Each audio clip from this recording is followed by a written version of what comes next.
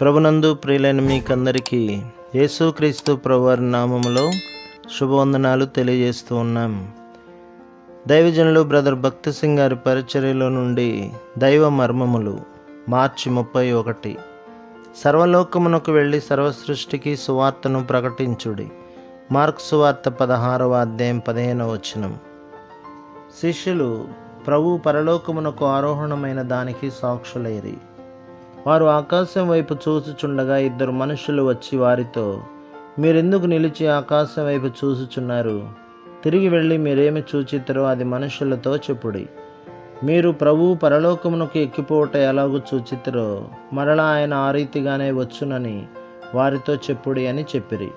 శిష్యులను తన 2వ రాకడ కొరకు సిద్ధపరచుటకై చివరిసారి ప్రభువు బేతనీకి వెళ్ళెను. ప్రభువు 2వ రాకడను గురించి సువార్తలలోనూ పత్రికలలోనూ 365 వచనములున్నవి.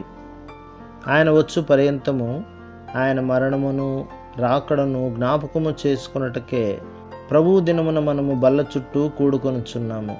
ప్రభు రాకడను మనము జ్ఞాపకము చేసుకొనుచు ఆ రాకడకు సిద్ధపడవలనని అనేకులను మనము హెచ్చరించుచు యేసుక్రీస్తు ప్రభువును గురించిన సువార్తను అనేకులకు ప్రకటించవలెను. ప్రభు మిమ్మును, మీ కుటుంబమును, మీ సంఘములను దీవించి ఆశీర్వదించునుగాక. ఆమేన్.